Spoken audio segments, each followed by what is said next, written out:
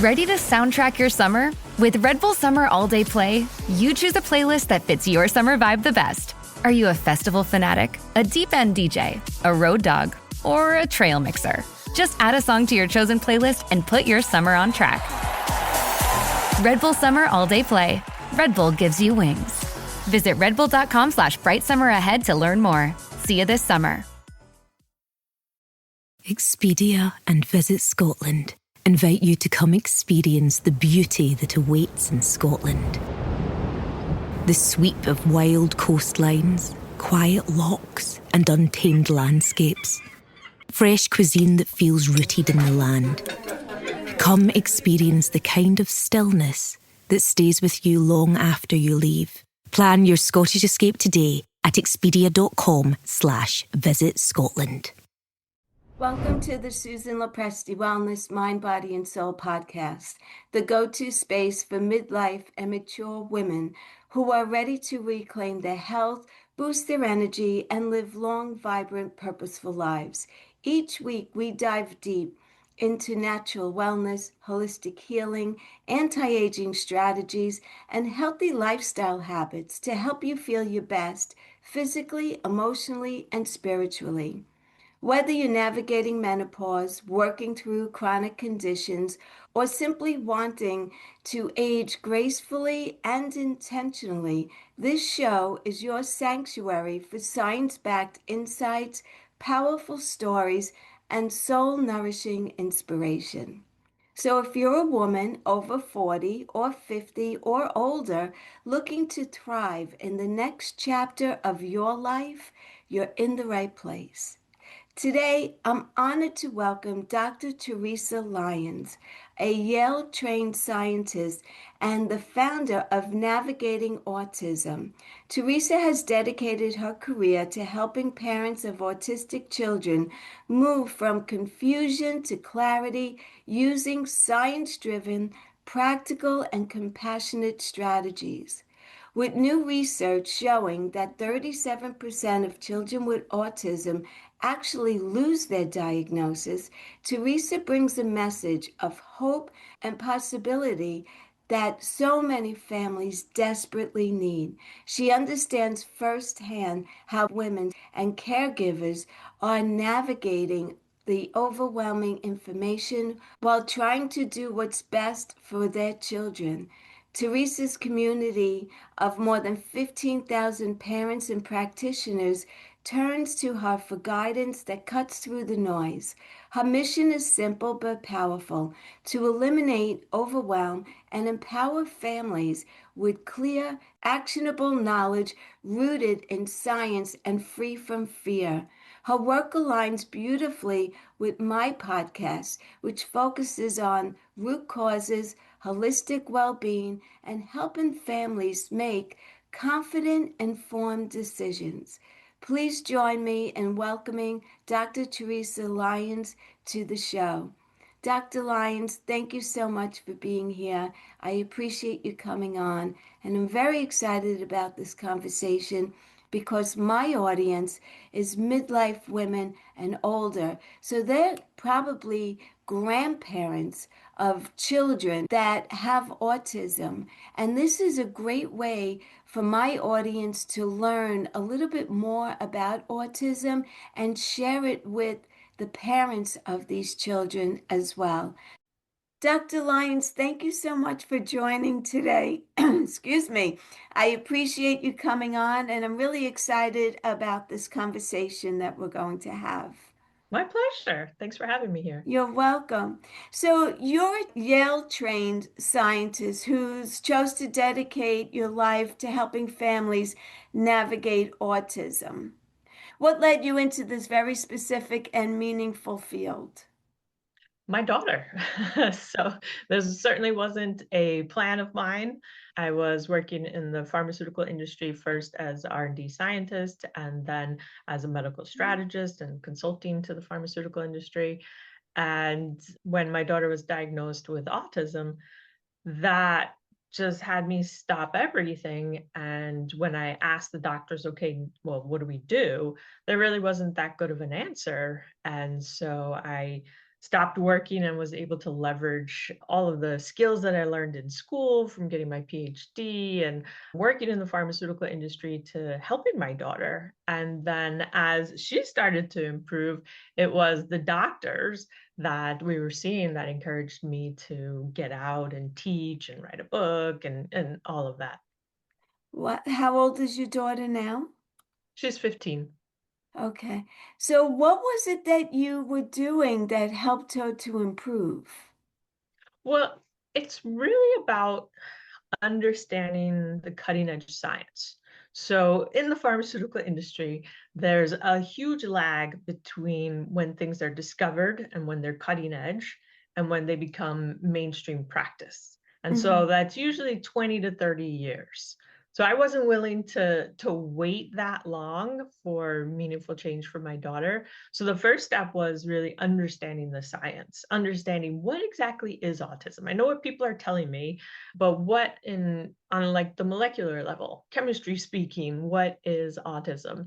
And as I did that research, I found publications all throughout the decades that showed autism was not a permanent, not a lifelong diagnosis for everybody.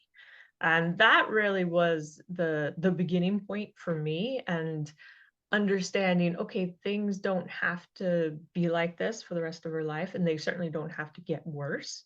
And so that was really the jumping off point of trying to understand what is autism. So tell my audience and me as well, what is autism exactly?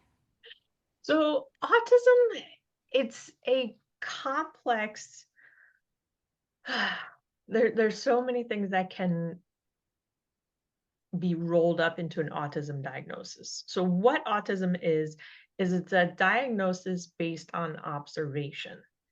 And it's typically when so much time has passed that the child is not hitting those developmental milestones. Okay. So that is like the medical definition. What is autism? That there's no quantifiable test. There's no urine test or stool test or blood test. So it's something that's based upon observation. So pretty much there are things in this child's life that are preventing them from fully engaging, whether it's speech, so whether they can produce speech or not, or whether they can have a meaningful conversation or not, but something related to speech. And then there's also some kind of repetitiveness that also impacts life. So the diagnosis is made when a child really can't participate in life the way they want to or the way others do. And that's what it is, that's what it looks like. Yeah. But then the latest research shows in 2023 that 37% of kids with autism lose their diagnosis, meaning they go on to have a full life. They don't need speech therapy, they don't need PT or OT or, all of these different supports that we typically associate autism with. So there is this growing number now. So back when my daughter was diagnosed, it was about 10% of kids lost the autism diagnosis because their parents, really focused on health. How do we optimize health? What is actually causing these observables? And back then it was called an optimal outcome. When someone lost their diagnosis, it's an optimal outcome. They go on with their life, right? Now, autism in the literature is being classified as non-persistent autism and autism. So there's a change in the terminology that's used, Yeah. and it's really important for parents to understand that autism does not have to be a lifelong diagnosis for their child. At what age do you start to notice that the child is not developing? Like, what are the signs? And at what age, how young are they when you notice that? Sure. A lot of parents notice things even when they're infants at Oh, times. really? And it really depends on the course of the child's life. So sometimes you can notice things, when they're 2, 3, 4 months old, right? There's an interaction, there's a cooing, there, even though a baby isn't speaking, right? There is communication back and forth. So you can start to notice those. When a child gets older, they might not respond to their name. So if you call them, they're just looking around. So those are some of the telltale signs. Mhm. A reliable diagnosis can be made at 18 months. but the average age of diagnosis is around 4 years. And that's just because there's long wait lists. So to actually get a diagnosis from a reputable doctor, there's typically wait lists, sometimes even a year wait list. Wow. Yeah. And then sometimes this used to happen a lot earlier, like back when my daughter was diagnosed, they would say, well, let's wait and see, or let's try and eliminate these other things, right? So things that actually had tests. So you can do a variety of different hearing tests, right? So if you're calling their name and the child's not looking at you, right, it could be autism, right? But again, that's just based on observation. So a lot of doctors say, you know what, let's do a hearing test and maybe let's do an MRI. And so there's all these other things to try and rule out autism that do take up time. So for a variety of reasons, diagnoses are usually made much later than it needs to be. Now, do you know what would bring on autism? Is it the environment that we're in today, the foods? What brings it on? Because I know that when I was growing up, I never even heard of autism. None of the kids in my class were autistic. Yeah, so the prevalence is there's many different ways to look at that question. So first off, our educational system wasn't integrated, even really back in the day when I was in school, Yeah. right? So a lot of the kids that were in special ed, they came in through the back door, they were on separate buses. So Yes. many times we have this feeling like there were no special needs kids when we were younger. It's just there really wasn't that much of an integration. So that's one thing. Okay. And then there's no scientific publication that talks about the actual cause of autism. So that whole part is still debated. And the reason is because there are so many potential causes. It's not the same for each child. And the other thing to really start looking at then is, okay, what are the things that increase risk for autism diagnosis? Because that's where parents can start to think, okay, was my child, exposed to that risk, right? And so we could talk about air pollution. You brought up the environment. So with air pollution, there's many different studies over the years, and we could talk about particulate matter 2.5. So very, very small, fine particles that when you can't see them with your eye, you breathe them in, not only do they go into your lungs, but then they can enter the bloodstream. And for a pregnant woman, then it can also cross the placenta and then expose the baby to air pollution, this particular small air pollution. And when the woman is in their third trimester, exposure to this type of air pollution increases the risk of autism 30%, which is pretty significant. Yeah. And so there are different studies that can quantify increase in risks. So that's one thing. Now, when the child is in the first year or two of life, that exposure to that same level of air pollution would then increase the risk to 60%. Oh. So there are all these different things in our environment and genetics that can increase the risk. And this is where it gets very individualized, right? So let's say we have two kids who are 1 year old each. One has a genetic, let's say, complication with detoxification. There might be some changes in their genetic data, and it makes detoxification hard. So both those children, and let's say a second one, does not have any issues with detoxing. So you have one child who has a genetic predisposition to issues with detoxing, and you have another who does not. And you expose them to the same environment, so that increase in risk would be 60% for each of those children. But the one with the genetic complication, that now has a very different risk profile than the child who doesn't have any genetic issues related to detoxing.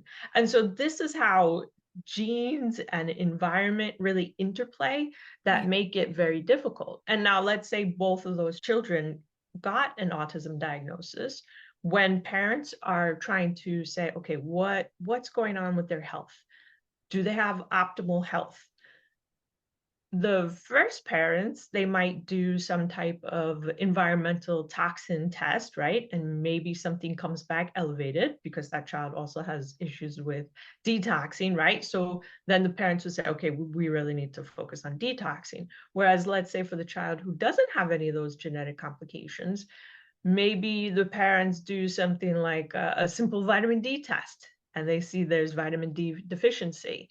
And so that might be what the beginning focus would be. So they might not have an issue with toxins because genetically they've been able to keep up. So Right. this is where autism gets very complex. And I don't think there'll ever be one single cause that can explain all of autism, just because our bodies are so different, and the environment and gene combination really is what parents need to look at to get answers for their child.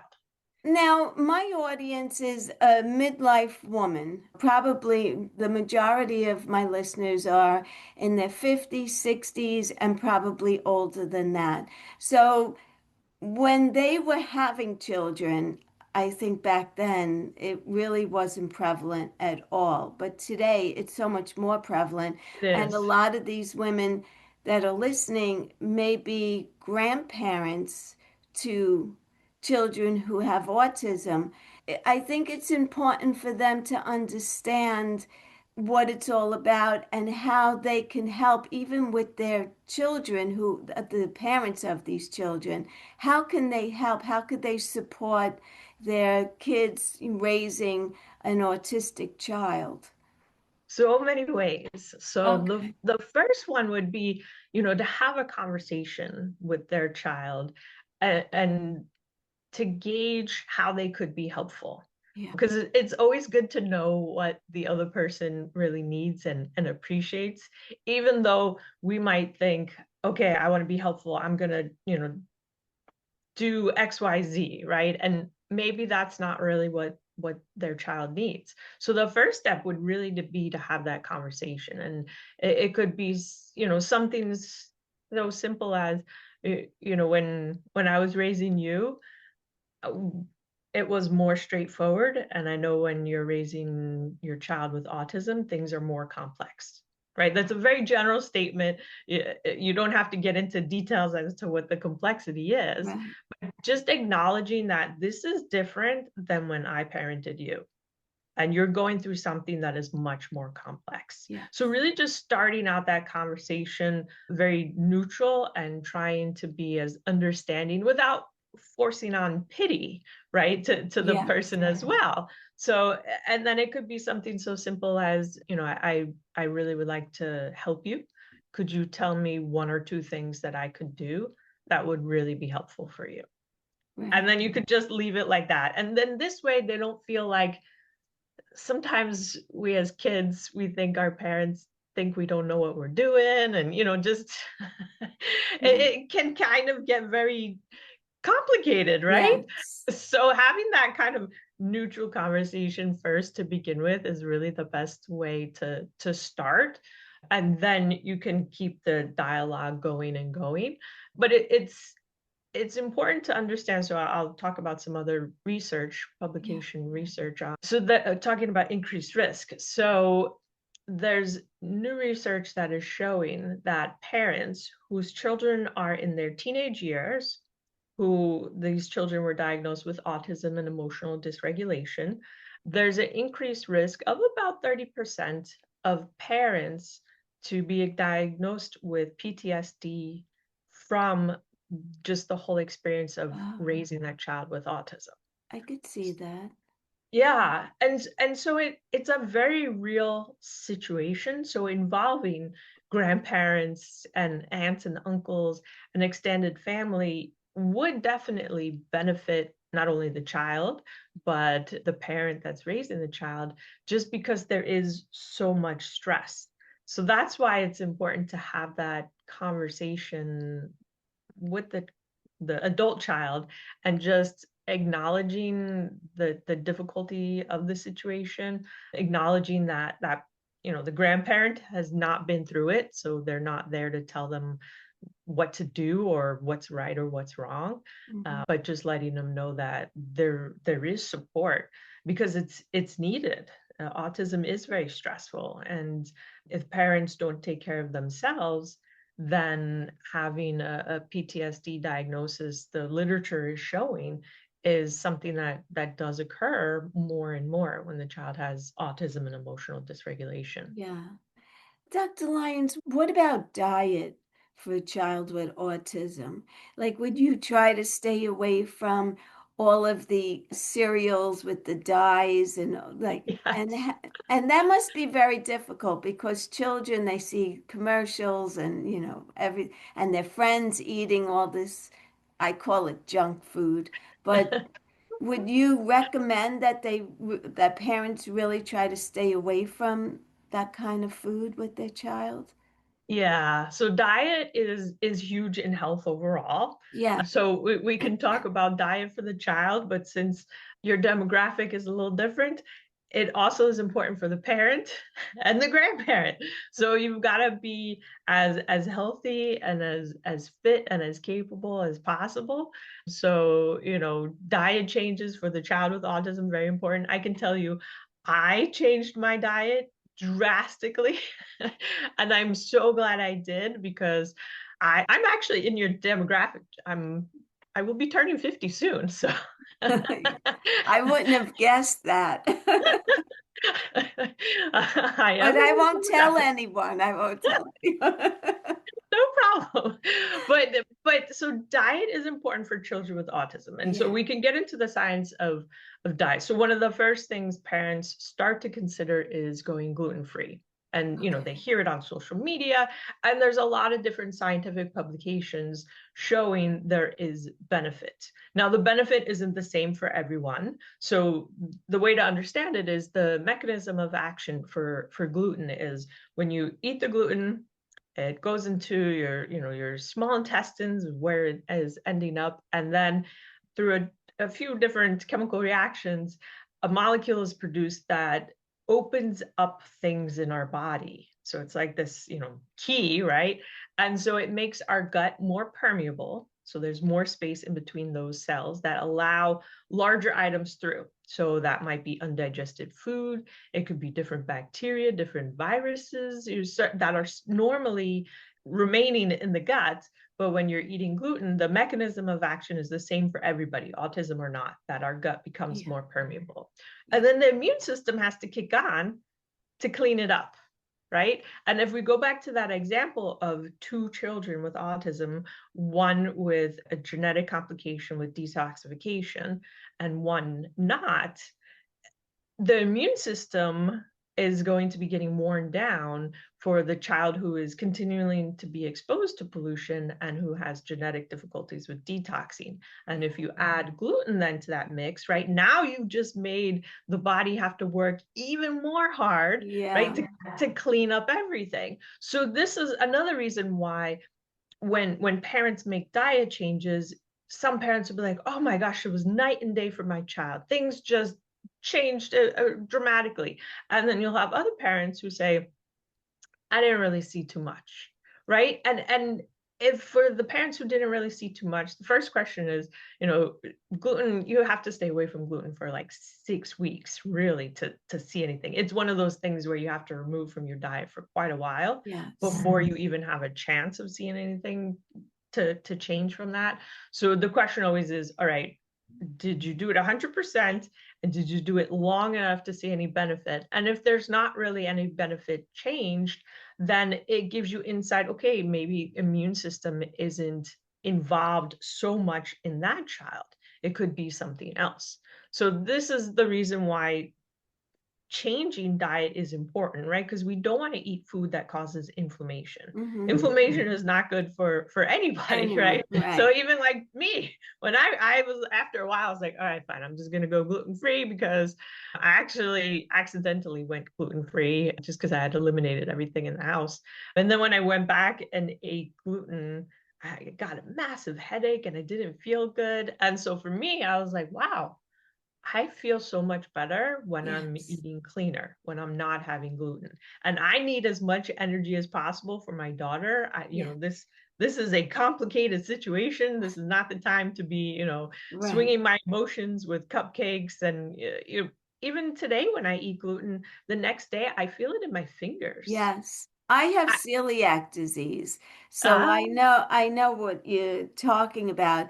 And for me, it actually took 6 months to ah. feel better.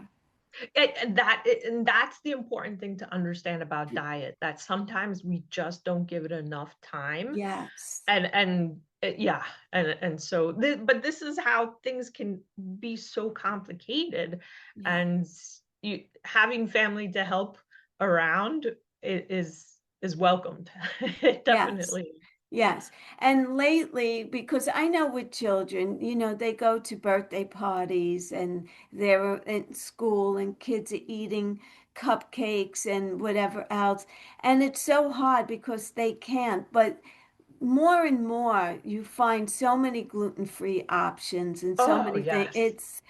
yes. So I was diagnosed like 15 years ago Mm, when I was that's in very my different. early 40s.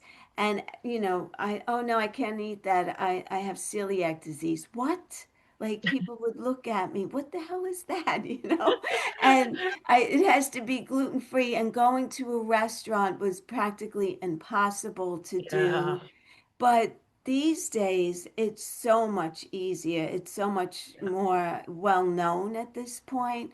Yeah. Um, And it's well known, again, because the mechanism of action is the same for everybody, yeah, right? So this is why some oncologists say, okay, your body's going through a lot, whether you're doing chemo or radiation. So there is always a diet aspect. And many doctors recommend for multiple different therapeutic areas going gluten-free just because you don't want to put that extra burden on the immune system. right.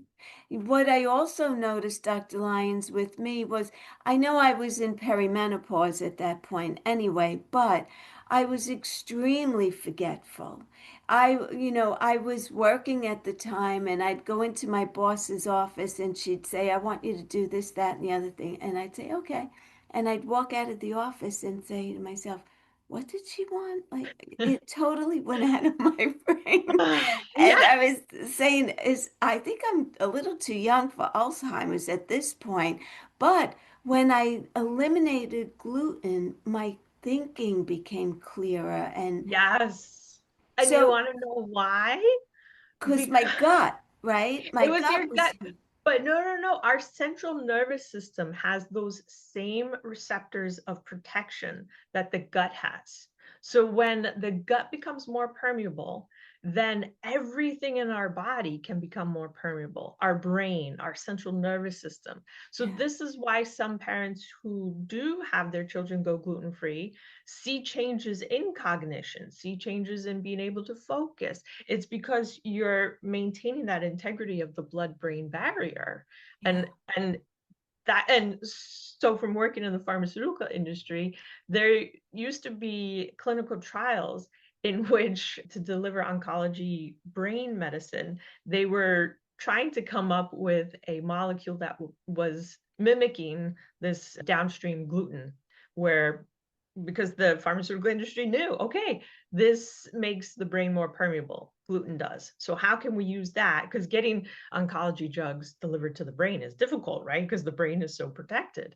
Yeah. And so the pharmaceutical industry was actually trying to develop a brain cancer drug that was mimicking some of the aspects of gluten because it Gluten. would get entry into the brain.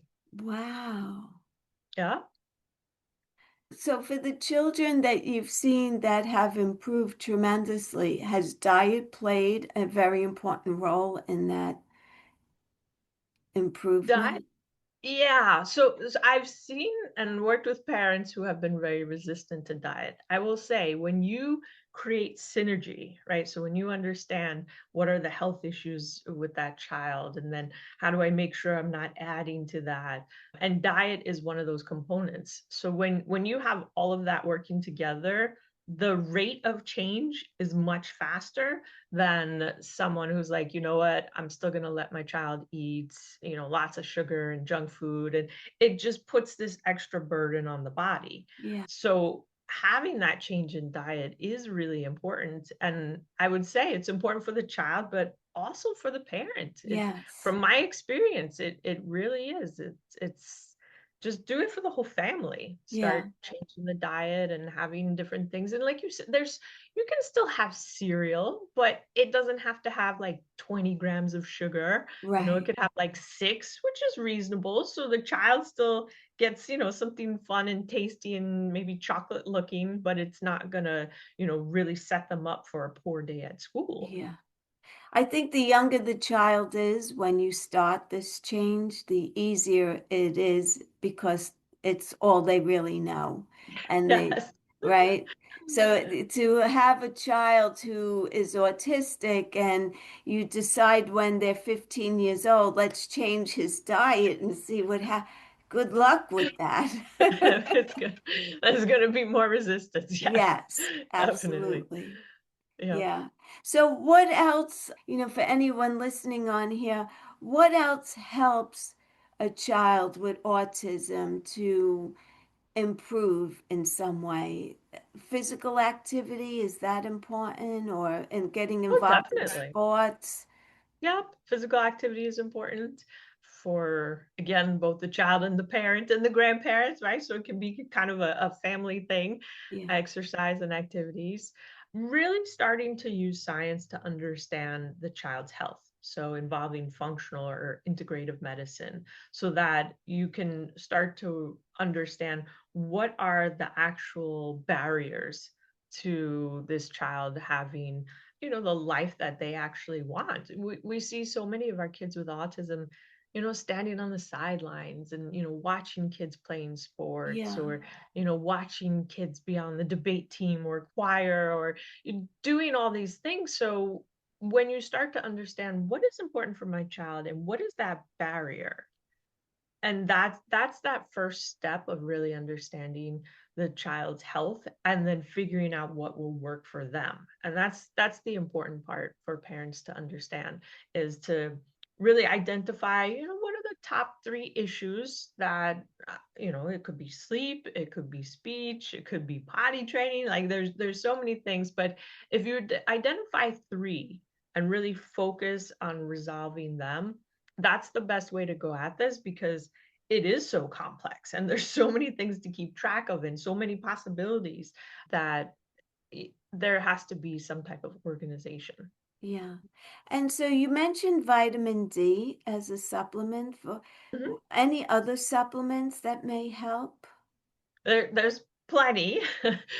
So vitamin D is one of those basics, and so Yeah. that's it's basic because you can go to your general pediatrician, get a blood test, get the number, see there's a deficiency. The change really becomes, conventional medicine usually says like, all right, around 30 would be okay, whereas functional medicine and integrative medicine, they really want the vitamin D number to be around 60 because they're looking at optimal health, not just like, okay, you're doing good, right? Right. So you can start where there is that overlap so that it doesn't feel like you're doing anything, completely out of the box. But there's a lot of things like, vitamin B12, right? That's pretty basic, non-controversial. You can start to look at the B vitamins that get into our brain that really work on speech. So President Trump and RFK Jr. made an announcement over a month ago about leucovorin. And so leucovorin has entered the mainstream. It was, so I can just give a summary. So the reason leucovorin is becoming very talked about is for about 70% of kids with autism, they have antibodies in their brain that block the utilization of folate. And folate is, like one of the most critical things a developing child needs in their brain. Mm-hmm. So a lot of kids who have speech difficulties have these antibodies, so their brain has not been getting enough folate. So there's a test to do. It's called the FRAT test that will measure if there's actually antibodies there or not. And if there are antibodies, then a prescription for leucovorin, which is vitamin B9, is given. And there are kids who go from totally non-speaking to speaking in a Oh matter my of months. goodness. Yeah. That's incredible. I was thinking omega-3s. Omega-3s are important for inflammation. They're important for gut health. So that those are one of and they're one of the basics. I will say fish oils is very popular and it's very accurate for the benefits it has, but for getting kids to take fish oil is Oh, not yeah. is not necessarily the easiest thing. I mean, I take fish oils myself. I take Yes. two big capsules, but even me, when I look at them, I'm like, oh, I wish these were smaller. Well, you know what? I belong to a shopping club called Melaleuca, and they Ah, have omega-3s in a drinkable. oh, yep. And I don't know if it's as effective as taking the pill, but I have a hard time with those big capsules as well. Like I always feel like I'm going to choke to death. So I do take the drinkable because I feel like it's better than nothing at all. Yeah, And yeah. they have it made specifically for children as Kids. well. Yeah. Yeah. So there are options, but that's an extra layer of complexity that Yes. a parent has to think about. Okay, yes, omega-3s are good, or vitamin D is good, or leucovorin. Maybe they did the frat test and they saw, okay, we have to give leucovorin. How are we there? That comes that next step of how are we going to give it? Yeah. And then being consistent about giving these things. This is where grandparents can certainly help out because there might be several different supplements that this child needs to take or different prescriptions. And so it is just a lot more difficult on that child who's raising this child with autism in so many different ways. Yeah. I worked with a woman who had an autistic child, and she went through a lot. We sat next to each other. So, you sit next to someone every day, 5 days Yeah. a week. You know each other's whole life story, and I knew hers. And I had sent her to my functional medicine doctor because I see a functional medicine doctor. And of course, she talked about, food and diet. And this little boy at this point, he was about 12 years old, and Mhm. he was a very picky eater. And she said, Susan, it's more stressful than anything trying to get him to eat healthier. And he had these favorite foods like frozen pizza. That's all he wanted to eat. And it was like either I give him that or he starves. So it was a losing battle as far as food. But he was 12. That's why I mentioned earlier the younger that you can start a child on a healthier diet, the easier it must be. But then they have Yeah. their friends at school who are eating all this other stuff. Yeah.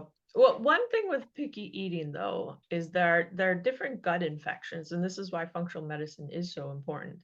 There are different gut infections that can actually cause these cravings, right? That make a child Oh, be very picky. So, a common one is candida, right? So yes. candida will drive sugar cravings.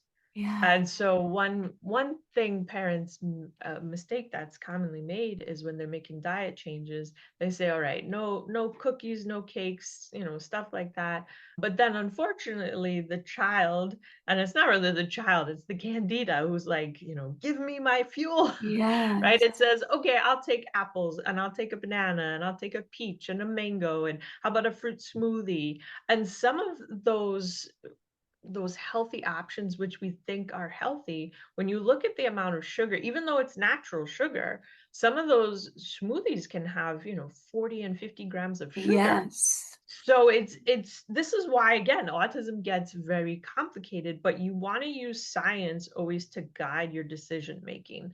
So for that 12-year-old who was a very picky eater, the question is always, okay, what is causing that?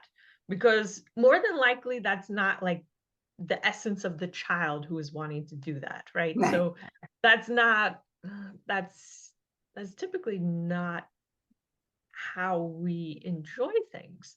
So when gut health and different gut infections and different aspects to health are really resolved, then it becomes so much easier. I was working with a parent whose child had some gut infections.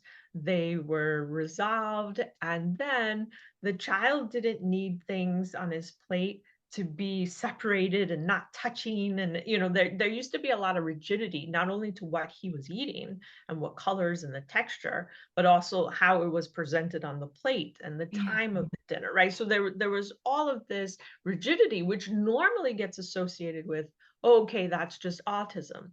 Autistic people need, the same schedule. They need the same, Yeah. all of this. But Is that's that really true? Is that actually true? not No. necessarily, right? So like in the instance for this child, it was a gut infection that was really driving a lot of that OCD type behavior and an increase in anxiety. So that was one of the things that were really necessary to understand health, right? No, nobody should, autism or not, nobody should be living with different gut infections that Yeah. are causing things like this. And again, the autism diagnosis is made just on observation. So that doctor who's giving the diagnosis of autism doesn't really have a good understanding of, okay, what are the underlying biological reasons, and what is the body's chemistry saying that is, where is it needing to be optimized? So this is why it gets complex, but it's Yeah. worth it. So as you're talking about gut issues and OCD, I have another friend whose son is about 7 or 8, and out of nowhere, he became obsessive. And so it could actually be his gut It that could be. So that you're asking a brilliant question. So sometimes, and I'm going to take a step back from just our autism conversation. Sometimes there are children, and you're talking about the right age. he's not autistic. Correct. Yeah, He's not autistic, and everything was going fine, it sounds like. yes, And then all of a sudden, like almost overnight, he became OCD and very obsessive. And yes, yeah. So this is a comorbidity that often is seen with autism, but it doesn't have to be. That's called PANS. So sometimes a strep infection that isn't completely resolved causes a lot of disruption in the immune system for a child. And then that's the cause. So in that instance, that parent would want to go to a functional medicine doctor that specializes in PANS, because when a child is developing fine and then all of a sudden, whoop, it's night and day, it's completely different. A lot of times that's the infection that hasn't been fully resolved, and that's what causes it. So then the parents really need to focus on that infection. Can you repeat or spell that, PANS? Sure, PANS, PANS. And so Oh, PANS. Okay. so what that abbreviates to is pediatric Hmm. acute onset neuropsychiatric syndrome. Wow. So that's, and then there's, so that's the broad set. And Right. then PANDAS is when it's specifically caused by the strep infection. So you would want to work with a doctor who is familiar with PANS, because it's this sudden onset, right? And this can happen Yes. in a child with autism. So I'm glad you're bringing this up, in the sense that this child you're talking about had no autism. He's No. totally fine. And then all of a sudden it's that sudden onset, right? That's the one thing that really separates PANS from autism. And unfortunately, a child with autism who could have all these different complicated health issues get an autism diagnosis, and then at some other point also all of a sudden have this sudden onset of OCD type behavior. So then that would be a comorbidity, right? So that child could technically have an autism diagnosis and a PANS diagnosis. So this is where health gets really specific. Mhm. And these things, this is how autism can get even more complicated when other diagnoses are involved. But definitely Wow. tell that parent to find a doctor who specializes in PANS, and it can certainly be resolved. So that's the Wow. important thing, not to go through life. It's great information. Thank you. Thank you so My much. pleasure. So, what would you leave my audience with? Final thoughts. Final thoughts is it's really helpful to have grandparents' involvement because this is a very stressful situation, and having that first conversation of how can I best help you is really the way to start, so there's no miscommunication as to what's really needed and what grandparents are willing to do and things like that, and really understanding how important health is. So if grandparents are very knowledgeable in functional medicine, that might be something that they offer to help with, is really looking at the chemistry. Thank you. I also wanted you to touch on the community that you built of 15,000 parents and practitioners. Can you tell us about that? Sure. So I love educating the science of autism, and I love parents to see changes in their children. So again, 37% of kids with autism lose their diagnosis, meaning they go on to have a full life and no barriers to what they want to achieve in life. And to get there, it's a very complicated journey, and it's not something that changes overnight. So we've built a Navigating Autism platform that organizes the information so parents can pick and choose what is relevant to their child.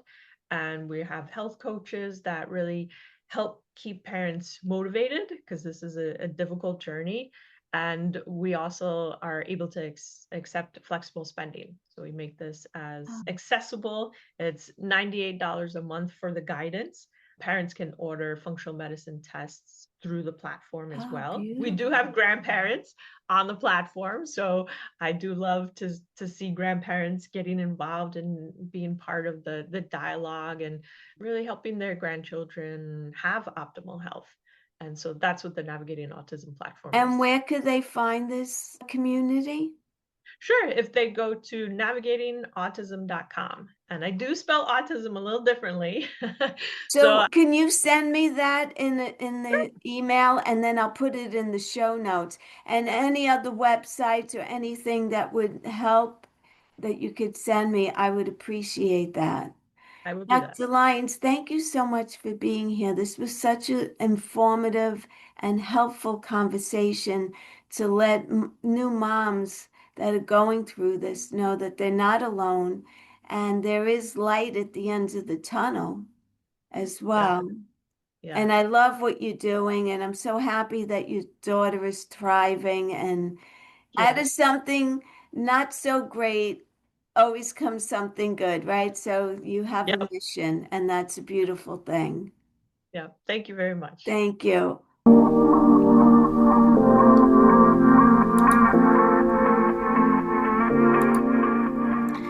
Thank you so much for joining me today and for welcoming Dr. Lyons to the show.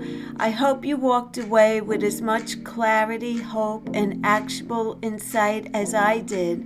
If you're a parent navigating autism or simply wanting to learn more about science-based, compassionate strategies to support your family, be sure to check out Navigating Autism and connect with Theresa Lyons' community of over 15,000 parents and practitioners. I'll include the links in the show notes so you could dive right in. Remember, moving from overwhelm to clarity is possible, and small informed steps can make a world of difference. If this episode resonated with you, don't forget to subscribe, leave a review, and share it with someone who could benefit from this conversation. Until the next time, keep nurturing your mind, body, and soul, and take one step today towards clarity and empowerment. Thank you for listening. Have a beautiful rest of your day.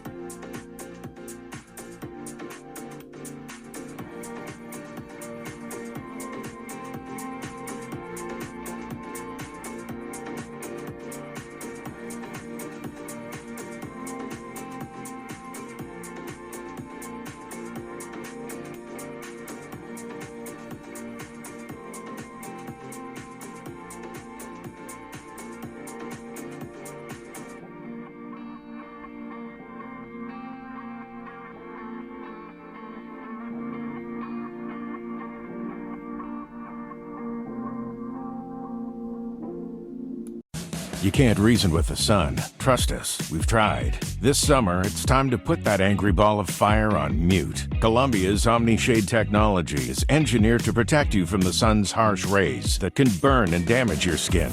The sun is relentless, but so is our gear. Level up your summer at Columbia.com to spend more time outside and less time slathering on aloe lotion. You're welcome. Columbia, engineered for whatever. Struggling with weight loss? Prolon's 5-day fasting mimicking diet is a clinically developed nutrition program designed to promote fat loss while protecting lean body mass. Developed at USC's Longevity Institute, it assists the body in entering a fasting-like state that helps reset metabolism and target visceral fat. In just 5 days, Prolon offers a science-backed approach to weight loss without extreme restriction or guesswork. Get 15% off plus a $40 bonus gift when you subscribe at prolonlife.com/now.